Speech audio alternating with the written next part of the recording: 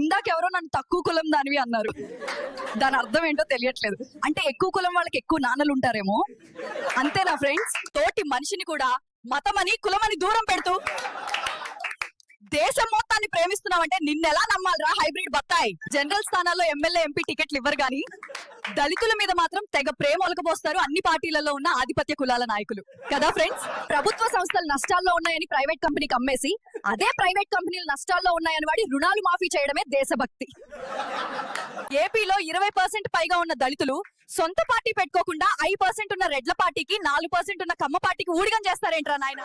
దళిత క్రైస్తవులారా, ఒక చేత్తో బైబిల్ మరో చేత్తో రాజ్యాంగం పట్టుకుని ఆ చర్చి గోడలు దాటి రాజ్యాధికారం కోసం పోరాడండి.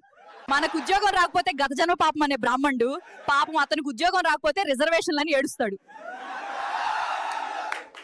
నాయకత్వం అంటే దారి పొడవునా ముందు నడవడం కాదు, కొత్త బాట వేయడం, త్రోవ చూపడం, కొత్త తరం నాయకులను తయారు చేయడం. ఒక మతం నుండి మరో మతంలోకి మారేలా మత స్వేచ్ఛ చట్టం ఉన్నట్టు ఒక కులం నుండి మరో కులానికి మార్చుకునేలా కులం హక్కు చట్టం చేయండి సామి. పాపన గుళ్లలో మొక్కే మొక్కులు, వైశ్యుల షాపుల్లో ఖర్చు చేసే డబ్బులు, మతోన్మాద ఆధిపత్య కులాలకు వేసే ఓట్లు, ఇవి మనకు మనం వేసుకునే ఉరితాళ్లు. ప్రజలు పన్ను రూపంలో కట్టిన డబ్బును ప్రజలకు హక్కుగా కాకుండా దాన ధర్మంగా పార్టీలు ప్రకటిస్తుంటే ఎలక్షన్ కమిషన్ ఏం చేస్తుందో?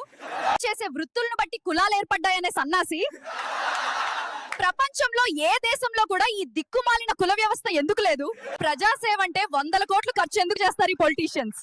ఎందుకంటే అలా చేస్తేనే కదా అధికారం వచ్చి లక్షల కోట్లు వెనకేసుకోగలరు. చిన్న పక్షి కూడా తనకు సొంత గూడు నిర్మించుకుంటుంది.